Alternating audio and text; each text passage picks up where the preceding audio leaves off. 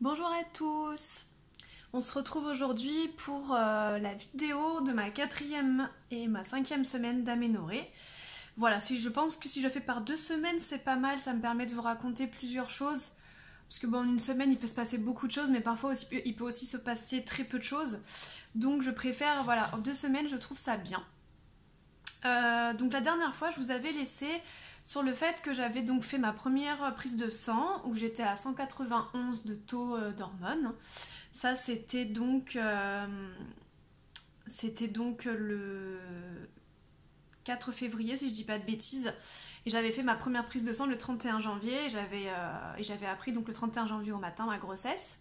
Et donc je suis a priori enceinte depuis le 16 janvier. Voilà, pour vous situer, pour que vous sachiez au niveau temps et tout ça. Donc voilà, donc mon taux d'hormones était à 191 pour ma première prise de sang, donc ça m'a fait beaucoup inquiéter. Et lors de ma deuxième prise de sang, c'est ce que je vous disais dans ma dernière vidéo, donc j'attendais la réponse de ma deuxième prise de sang lorsque j'avais tourné ma dernière vidéo la dernière fois. Et il se trouvait que mon taux était à 687, donc ce qui veut dire qu'il avait nettement augmenté. Donc c'était quand même très positif, mais c'est vrai que j'étais toujours un peu, un peu stressée parce que, comme je vous avais dit, pour ma première grossesse, lors de ma première prise de sang, j'étais à 1600 de taux d'hormones. C'est un taux normal, 1601 en début de grossesse. Donc là, forcément, de passer de 1600 à 191 et en 4 jours à 687, ça fait se poser beaucoup de questions. Donc même si ça ne veut absolument rien dire, ce qui est important, c'est que le taux d'hormones augmente au fur et à mesure. Il double toutes les 48 à 72 heures. Donc du coup, forcément, là, ça m'avait rassurée. Mais c'est vrai que je trouvais ça étrange. Donc du coup, donc ça c'était très rassurant. Donc ça c'était lors de ma 4e semaine. Voilà, donc la 4e semaine, après rien d'autre de particulier. Ah si, ce que je voulais vous dire également, ce qui m'a alerté aussi sur le fait, parce que ça j'ai oublié de vous en parler lors de ma dernière vidéo, dans les symptômes que je vous énonçais la dernière fois, il y avait aussi les bouffées de chaleur qui m'avaient intriguée. Les bouffées de chaleur que je n'avais jamais eues de ma vie et le mal et les insomnies le soir. Je crois que ça, il me semble que ça je vous en avais parlé. Et il y a autre chose dont je voulais vous parler, voilà, les petits tiraillements dans le bas du ventre, alors que je n'en ai pas eu lors de ma première grossesse, mais ça me tiraillait un petit peu. Mais les bouffées de chaleur, c'est vrai que ça m'a vachement surprise parce que... Et aussi très froid. Beaucoup... Surtout quand je me couchais, j'avais très froid. Donc voilà, donc tout ça, ça m'a fait me poser beaucoup de questions. Voilà, donc ça c'était voilà pour terminer sur la vidéo de la dernière fois, puisque parfois on peut oublier des petites choses. Au moins comme ça c'est complet et ça permet aussi aux personnes qui ont des symptômes et qui se posent des questions de savoir un peu où ils vont. Bien sûr on est toutes différentes, donc peut-être que les symptômes que moi j'ai eu ne veulent pas dire que vous êtes enceinte, ou peut-être que vous n'aurez pas ces symptômes. C'est vraiment très différent selon chacun. Voilà, donc la 5e semaine c'est là que ça devient intéressant. Donc du coup, ce que j'ai fait, c'est que donc je suis allée voir mon médecin du coup pour faire ma deuxième prise de sang. Et du coup, elle m'a pris rendez-vous pour faire une écho de datation. Normalement, l'écho de datation, on la commence à partir de la 6e semaine d'aménorrhée jusqu'à la 9e semaine d'aménorrhée, je crois, si je dis pas de bêtises. Ouais, c'est ça. Non, la 10e. C'est entre la 6e et la 10e semaine d'aménorrhée, si je dis pas de bêtises. Bon, à peu près, hein, voilà. Donc moi, du coup, elle m'a pris rendez-vous. J'étais à 5 semaines et 4 jours d'aménorrhée. Donc je n'étais pas exactement à 6 semaines. À 3 jours près, voilà. Mais voilà, je pense qu'elle a senti que j'avais besoin d'être rassurée, puisque j'avais peur de faire une grossesse extra-utérine ou une future fausse couche, étant donné mon taux d'hormones que je trouvais très bas. Du coup, elle m'a mis le rendez-vous. Et moi ça me rassurait, et puis je me suis dit au pire du pire, si vraiment on voit rien du tout, tant pis, c'est pas grave. Mais je me doutais que c'était trop tôt pour entendre le cœur battre de toute façon. Et moi il me semblait que j'avais fait ma première écho de datation pour Orlan très très tôt, parce que moi l'écho de datation que j'avais faite, j'avais entendu le cœur battre, on voyait un mini embryon mais on le voyait quand même, voilà. Donc bon, mais j'étais persuadée de l'avoir fait même plus tôt que l'écho de datation que j'ai fait là, alors qu'en fait je l'avais fait plus tard. Bref. Donc en fait... donc elle me reçoit, je voyais qu'elle était un peu dans le jus, qu'elle était pas très en forme, la sage-femme, clairement. Mais bon, c'est pas grave, elle a fait son taf, et puis bon, ça peut arriver d'avoir des mauvais jours. Et en fait, elle me dit, ah mais c'est trop tôt, normalement c'est à partir de 6 semaines d'aménorrhée, vous êtes qu'à 5 semaines et 4 jours. Je lui dis, je sais, mais voilà, mon médecin a pris rendez-vous là, ce jour-là, et puis comme j'ai subi une MFIU, moi j'ai besoin d'être rassurée, donc même si on n'entend pas le cœur battre, au moins que je vois ce qui se passe dans mon ventre. parce que moi ce qui me faisait peur c'était de pas voir le sac dans l'utérus, mais de voir quelque chose dans l'ovaire ou dans la trompe, enfin j'en sais rien, enfin voilà, moi c'est ça qui me faisait peur. Et en fait donc on fait quand même, elle me dit bon on va le faire quand même et tout ça. Elle me dit voilà vous garderez vous garderez vous garderez l'ordonnance, comme ça on fera une autre écho de datation pour entendre le cœur battre un peu plus tard. Ce que j'ai trouvé sympa de sa part. Donc du coup elle m'a quand même fait l'écho de datation. J'ai trouvé ça assez rapide et puis je pensais aussi qu'on ferait une écho interne puisqu'on voit beaucoup mieux. Mais bon, c'est pas grave. Bon, je sais pas, peut-être que c'était pas prévu comme ça. Donc on a fait l'écho pelvienne et donc là, bien sûr, très heureuse parce que le sac était bien dans l'utérus, voilà, on voyait bien le sac. On voyait un truc minuscule au milieu, mais bon, vous pouvez même pas dire qu'on voyait l'embryon, c'est pas possible. C'était vraiment minuscule, minuscule, minuscule. Voilà, donc je suis très très contente forcément de savoir que c'est pas une grossesse extra-utérine. Après, comme elle m'a dit que j'avais un kyste à l'ovaire droit, mais que bon, ça pouvait se résorber et tout ça. Il était assez gros quand même, hein, voilà. Mais bon, moi je fais des kystes ovariens à chaque ovulation, donc ça m'inquiète pas trop. Parfois ça me tire un peu, mais bon, on verra bien comment ça évolue. Et elle me dit aussi que j'ai un léger décollement, un très léger décollement de l'œuf, et que ça arrive très souvent en début de grossesse, et qu'après ça se recolle. Donc juste il faut que je fasse attention, pas porter des choses trop lourdes, me reposer, faire attention à pas faire trop de choses, etc. etc. Donc du coup, comme elle me dit voilà, après j'ai pas besoin de vous dire de faire attention, je pense que vous le savez. Je dis bah oui, avec ce qui m'est arrivé, c'est sûr que je vais faire attention, ça c'est sûr et certain. Donc du coup je vais faire encore plus attention, parce qu'il me semble pas que j'avais un petit décollement pour Orlan, il me semble pas, en tout cas ça me rappelle rien. Voilà, donc je vais faire attention bien sûr, je vais pas risquer quoi que ce soit. Donc bien sûr très déçue de ne pas pouvoir entendre le cœur battre, mais c'est normal puisque c'était trop tôt. Mais bon, on va partir du principe que ce n'est pas un œuf clair et que du coup qu'il y aura bien une activité cardiaque la prochaine fois. Donc voilà. Donc du coup, puis comme la sage-femme, je l'avais pas trouvée hyper humaine, voilà, elle m'a pas trop écoutée, elle remplissait le dossier, elle disait qu'elle pouvait pas remplir le dossier et me parler en même temps, et du coup je l'ai laissé remplir son dossier, et à la fin, en fait elle m'a pas demandé ce que je lui avais dit, donc j'ai dit bon bah c'est pas grave, tant pis. Donc du coup quand je suis rentrée j'étais pas bien. J'étais pas bien, même si j'étais rassurée que le sac soit bien dans l'utérus. J'étais pas bien parce que je trouve que j'avais pas été. Qu'elle avait pas été très sympa, et puis que. Pas sympa, mais un peu froide, et j'ai pas besoin de ça en fait. Les gens froids, ça me descend plus qu'autre chose dans la situation dans laquelle je suis. Et comme j'ai pas pu entendre le cœur battre, forcément je me dis faut encore attendre. Et en fait dans mon cas le temps est précieux je trouve, et surtout le temps semble extrêmement long. Donc elle m'a mis un rendez-vous, elle m'a dit dans 3 semaines, prendre le rendez-vous dans 3 semaines. 3 semaines, je serai à 9 semaines presque. Donc bon, bref, donc j'ai quand même pris le rendez-vous. Du coup, l'écho de datation c'était hier. J'ai appelé ce matin l'hôpital dans lequel je souhaite accoucher. Donc j'ai appelé la plateforme de maternité. Et donc ils m'ont dit que, étant donné ce qui m'était arrivé, ils allaient carrément envoyer un mail au secrétariat de la maternité pour que eux me rappellent, pour que je puisse vraiment, puisque eux ils connaissent beaucoup, du coup ils connaissent les gynécos, ils connaissent les sages-femmes et tout ça, alors que la plateforme ils travaillent pas avec eux, c'est dissocié. Donc du coup ils m'ont dit voilà, ils vont vous rappeler pour que ce soit vraiment personnalisé et que vous ayez vraiment ce dont vous avez besoin.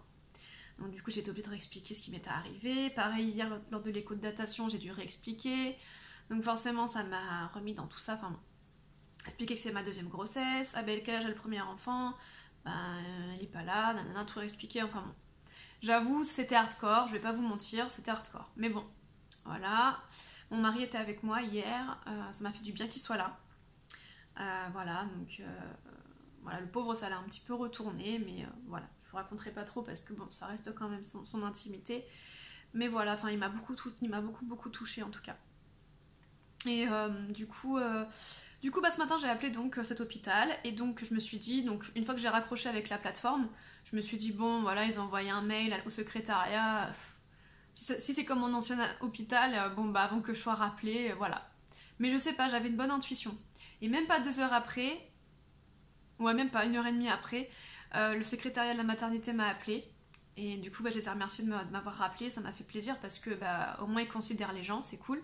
Je dis pas qu'ils considèrent pas les gens dans mon ancien hôpital, attention, c'est juste que je pense qu'ils gèrent mal leur temps et qu'ils sont pas bien, enfin je pense que parfois ils sont mal organisés. Parce que quand tu demandes la dernière écho de ta fille depuis presque un an et qu'on ne te l'envoie pas à un moment donné, et que tu te déplaces, tu vas au secrétariat, tu demandes à ton gynéco, tu fais tout et que rien ne se passe, bon, à un moment donné, voilà. Donc en fait, donc la secrétaire elle n'était pas du tout mielleuse ni rien, hein. Elle est restée très professionnelle, mais elle a pris en considération ce que je lui disais, elle m'a écouté parler. Donc, et en plus, elle avait un rendez-vous assez tôt avec un sage-femme, donc je vais être suivie par un sage-femme. Donc je trouve ça rigolo parce que j'ai jamais eu d'homme sage-femme et puis souvent les hommes sont beaucoup plus doux en fait, donc c'est très bien. Donc du coup voilà, et donc elle m'a dit écoutez, si vous voulez, vous avez votre écho de datation le 2 mars, si vous voulez, moi je peux vous en mettre une le 20 février. Le 20 février, là on est le 11, c'est dans 9 jours quoi. Mais moi je suis trop saucée quoi, je suis trop contente, je suis trop heureuse.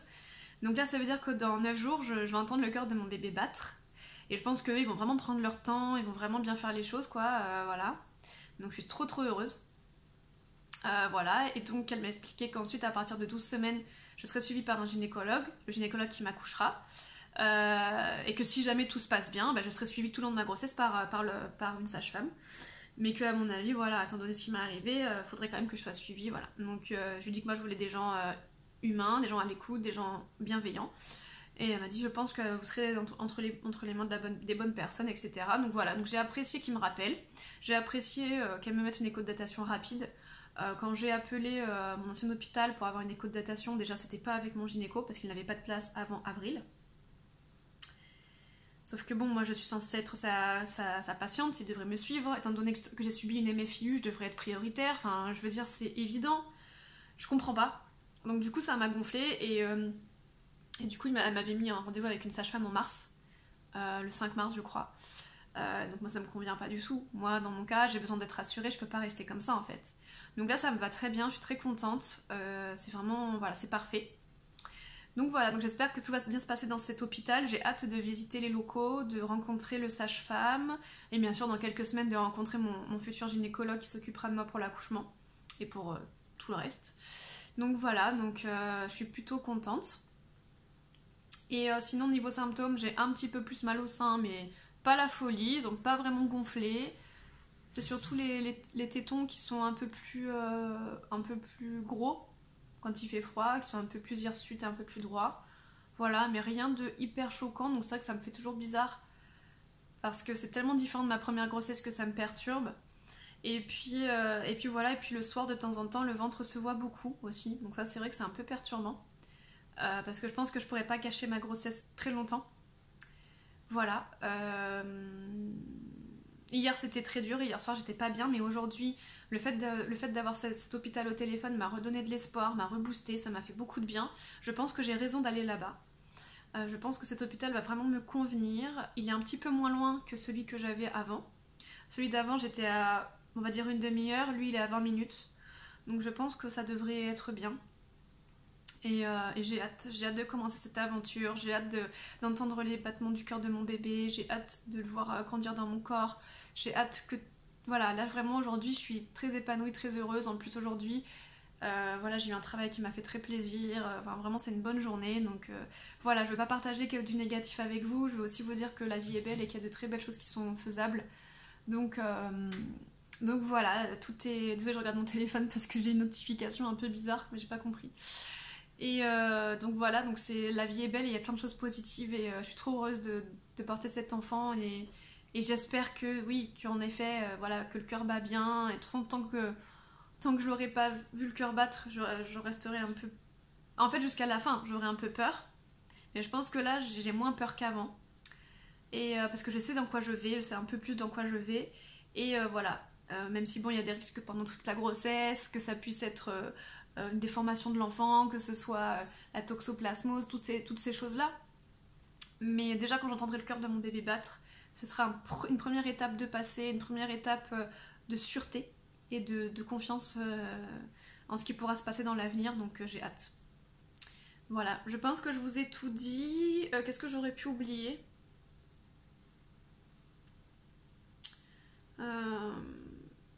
Ouais, un conseil. Moi voilà, je change de gynécologue parce que clairement là ils me prennent pas en considération, les rendez-vous sont dans trop longtemps, je peux pas voir mon gynécologue parce qu'il a pas de rendez-vous, alors que j'ai subi une MFIU, donc je trouve ça pas normal. Après attention, je vous dis pas de changer de gynécologue parce que voilà, moi je le fais à cause de ça et aussi parce que l'hôpital dans lequel j'ai accouché ça va me rappeler des trop mauvais souvenirs. Sinon franchement, s'il y avait eu que ça je serais restée dans mon hôpital. Vous, si vous pouvez garder le gynécologue que vous avez eu pour votre MFIU, gardez-le, hein, parce que je pense que c'est mieux d'être suivi par la personne qui connaît ce que vous avez traversé, ça évite de réexpliquer, etc. Voilà, moi franchement, si j'avais pu, je l'aurais fait, mais là, je me sens pas considérée, donc du coup, voilà. Même si sur le moment, se sont très bien occupés de moi, hein, vraiment, hein. Mais c'est le après, quoi. Il y a pas de... Quand tu t'appelles et que tu dis que t'es enceinte, je sais pas, ils ont le dossier sous les yeux et... Je sais pas, je trouve ça... Je trouve ça bizarre en fait, je comprends pas. Enfin bon. Donc voilà, vraiment restez avec votre gynécologue s'il vous convient. Restez au maximum avec les équipes qui se sont occupées de vous, surtout si l'hôpital n'est pas loin. Surtout si vous vous sentez bien avec eux, que vous sentez qu'ils vous comprennent, qui sont de l'empathie, qui vous soutiennent, qui vous mettent des rendez-vous régulièrement. Voilà, après si vous n'êtes pas à l'aise et que vous sentez qu'il y a un problème, changez. Moi c'est pour ça que je l'ai fait, parce que je me sentais pas à l'aise, je savais pas où j'allais, les rendez-vous étaient trop tard et ça me faisait peur. Je me sentais pas soutenue, tout simplement. Donc voilà, je pense que j'ai fait le tour de ce que je voulais vous dire pour la 4e et la 5e semaine. Qu'est-ce que je pourrais... Oui, je suis très fatiguée. Alors ça, par contre, je suis extrêmement fatiguée. Là, cet après-midi, ça va mieux. Mais sinon, voilà, en fait, j'ai des moments où où je suis super bien, comme là maintenant. Ce matin, je me suis levée, c'était horrible. J'ai trop du mal. Le soir, je m'entends dans le canapé, il est 21h. Du coup, je me réveille à 22-23h devant mon film Netflix en mode waouh, qu'est-ce qui se passe et tout. Mais là, j'avoue, ce matin, c'était horrible. Donc voilà, la fatigue, par contre, elle est très omniprésente. Et voilà, comme je vous dis, le ventre qui est un peu gonflé le soir et je pense qu'il se voit déjà un petit peu, très légèrement, mais moi, je vois la différence. Je trouve que je suis un peu gonflée dans mon pantalon. Et pas mal de flatulences aussi. Voilà, c'est glamour, hein. Ça vous plaît ? Voilà, je pense que j'ai terminé. Je vous fais un gros bisou et puis je vous dis à la prochaine. Donc on se retrouve pour la 6e et la 7e semaine d'Aménorrhée. À bientôt.